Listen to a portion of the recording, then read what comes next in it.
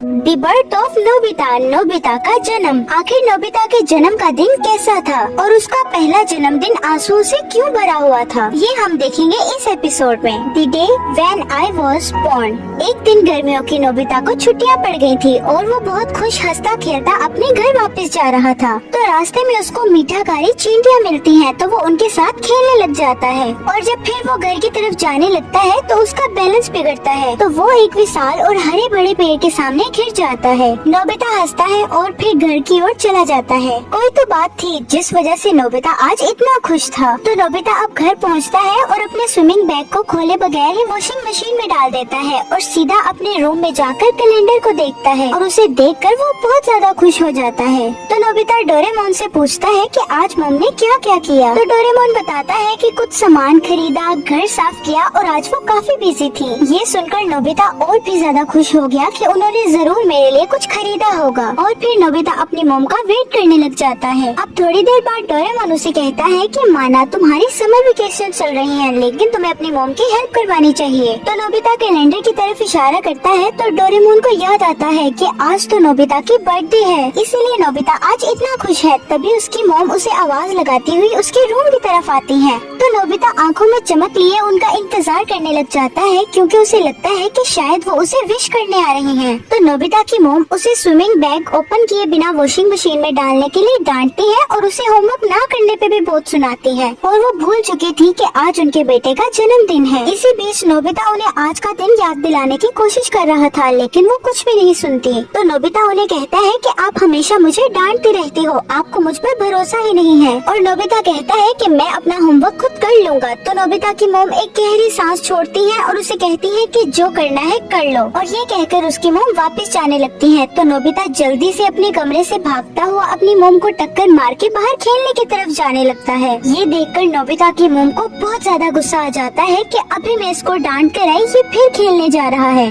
तो नोबिता की मॉम उसे अपने रूम में बिठा देती है। तो नोबिता के मॉम और डैड मिलकर उसे डांटते हैं। बाहर बारिश शुरू हो चुकी थी और बारिश के शोर के बीच में नोबिता को डांटा जा रहा था। डांट खाने के बाद नोबिता अपनी बिगड़ी हुई मानसिक हालत के साथ अपने रूम में बैठा हुआ था और फिर अपनी कुछ पसंदीदा किताबें और कपड़े लेकर घर छोड़ के जाने लगता है। और जाने से पहले कैलेंडर पर अपनी बर्थडे को काट देता है, क्योंकि उसका ये दिन बहुत बुरा था, क्योंकि उसके पेरेंट को उसका बर्थडे याद नहीं था। नोबिता को आज के दिन प्यार मिलने के बदले में बहुत सारी डांट मिली थी। और एक साइड पर खड़ा डोरेमोन ये सब कुछ देख रहा था और नोबिता डोरेमोन को गुड बाय बोलकर वहाँ से चला जाता है। अब बाहर बहुत बारिश हो रही थी, तो तभी नोबिता को भूख भी लगने लग जाती है। तो वो सोचता है कि उसे घर से लंच करके निकलना चाहिए था, लेकिन अब कोई फायदा नहीं। अब नोबिता को सर छुपाने के लिए कोई जगह चाहिए थी। तो वो शिजुका के घर की तरफ निकल जाता है, लेकिन वो एक किनारे से देखता है कि शिजुका और उसकी मॉम कहीं पर जा रही थी। तो वो सुनियो के घर जाता है, जहाँ पर वो देखता है कि सुनियो की मॉम उसे अपने हाथ से खाना खिला रही थी। उसके बाद वो जियान के घर जाता है, जहाँ पर वो देखता है कि उसकी मॉम उसे अच्छे से रेन कोट पहना के डिलीवरी करने के लिए भेज रही थी।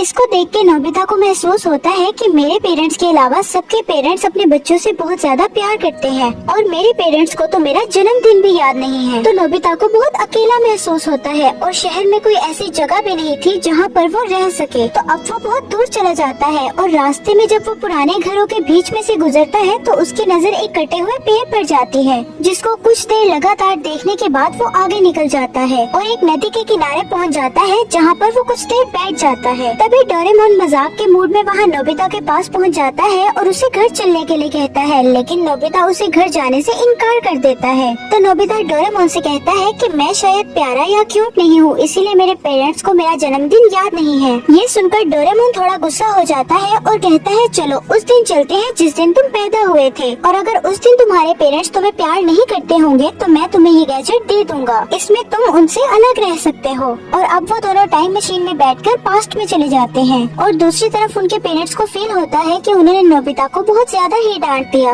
इसीलिए नोबिता के डैड उसे मनाने के लिए उसके रूम में जाते हैं। लेकिन नोबिता रूम में नहीं था, तो उनकी नजर कैलेंडर पर पड़ती है, जिसमें नोबिता ने अपने बर्थडे को ब्लैक मार्क से काट दिया था। तो तब नोबिता के डैड को याद आता है कि आज तो नोबिता का बर्थडे था। और दूसरी तरफ डोरेमोन और नोबिता भी पास्ट में पहुंच जाते हैं और ये रूम पहले नोबिता के डैड का था, जो रूम नोबिता का अब है। तो डोरेमोन नोबिता का बैग अपनी पॉकेट में रख लेता है और कहता है कि शायद अब इसकी जरूरत नहीं पड़ेगी। तो वो लोग आवाज सुनते हैं कि गेट पर कोई आया है और वो नीचे जाके देखते हैं तो वो नोबिता के डैड थे, जिनको कॉल आई थी कि उनके बच्चे का जन्म हो गया है। इसीलिए वो इतने खुश और इतनी जल्दबाजी में थे कि वो पूरे घर में अपने बच्चे को ढूंढ रहे थे। और जब वो नाचते हुए चावल खा रहे थे तो डोरेमोन उनसे कहता है कि आप जिसको ढूंढ रहे हैं वो शायद हॉस्पिटल में होगा। और ये सुनने के बाद थोड़ी देर सन्नाटा हो जाता है। तो उसके डैड डोरेमोन को तुमने सही कहा कहते हुए हॉस्पिटल की तरफ भागते हुए जाते हैं। वो आज इतना खुश थे कि उनको ये मतलब ही नहीं था कि ये दोनों बच्चे हैं कौन और उनके घर में क्या कर रहे हैं। तो अब नोबिता और डोरेमोन उनका पीछा करने लग जाते हैं। मेमोकॉप्टर में बैटरी नहीं थी और एनीवेयर डोर खराब हो चुका था, इसलिए वो एक टॉय जैसे साइकिल का यूज करते हैं और ट्रैफिक, ट्रेन वगैरह से बचते हुए हॉस्पिटल पहुंच जाते हैं। नोबिता के डैड को नर्स बताती है कि उनके लड़का हुआ है और अब वो उनसे मिल सकते हैं। वो नर्वस थे अपने बच्चे को देखने के लिए, लेकिन उसके साथ ही उनकी खुशी का कोई ठिकाना नहीं था। तो वो अपने बच्चे को देखकर कहते हैं कि ये कितना क्यूट है। तो तभी नोबिता और डोरेमोन भी ये कहते हुए अंदर आ जाते हैं कि हमें भी देखना है, हमें भी देखना है। नोबिता बच्चे को देखकर कहता है कि ये तो बंदर जैसा है। तो नोबिता के डैड गुस्से से उसे रूम से भगा देते हैं। अब नोबिता के डैड नोबिता की मॉम से उसकी मदर के बारे में पूछते हैं, यानी ग्रैंड मदर के बारे में। तो वो बताती है कि नोबिता को देखकर वो बहुत ज्यादा खुश थी,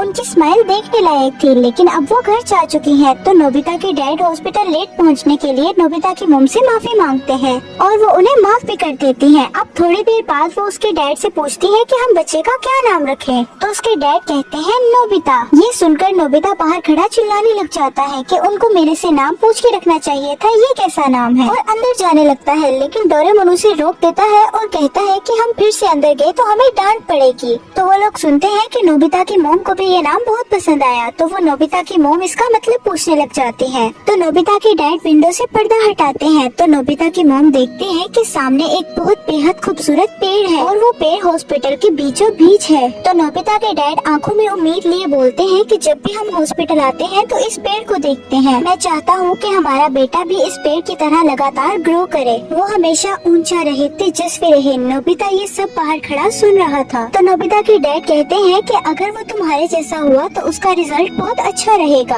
या तो वो एथलीट बनेगा या स्कॉलर या तो आर्टिस्ट बनेगा। तो नोबिता को रियलाइज होता है कि वो तो उनकी उम्मीदों से बिल्कुल उल्टा है, उसमें तो सिर्फ कमियां हैं। वो अपने पेरेंट्स की बातें सुनते हुए शांति से हॉस्पिटल की सीढ़ियों से उतर जाता है। नोबिता के पेरेंट्स नोबिता के फ्यूचर को लेकर सपने देख रहे थे। तो अब नोबिता उस पेड़ के सामने जाकर खड़ा हो जाता है और कहता है कोई डाउट नहीं कि मैं ही नोबिता हूँ, लेकिन मैं तुम्हारी तरह यूजफुल नहीं बन सका। नोबिता को पछतावा था कि वो अपने पेरेंट्स की उम्मीदों पर खड़ा नहीं हो पाया। तो वो सिर झुकाता है और सडनली उसे कटा हुआ पेड़ याद आ जाता है जो उसने देखा था। तो नोबिता को रियलाइज होता है कि इस पेड़ को तो फ्यूचर में काट दिया गया है। बात सिर्फ इस पेड़ के कटने की नहीं थी, नोबिता के पेरेंट्स की सोच की थी, जो इस पेड़ की तरह अपने बेटे के लिए उम्मीदें लगाए बैठे थे। तो नोबिता उस पेड़ को गले लगाकर रोने लग जाता है और वो आसानी से हार नहीं मान सकता था। तो उसके दिमाग में एक आइडिया आता है। तो इस एपिसोड के अगले हिस्से को हम अगली वीडियो में देखेंगे। क्या नोबिता अपने मॉम और डैड के सपने को पूरा कर पाएगा? क्या उनकी उम्मीदों पे पूरा उतर पाएगा?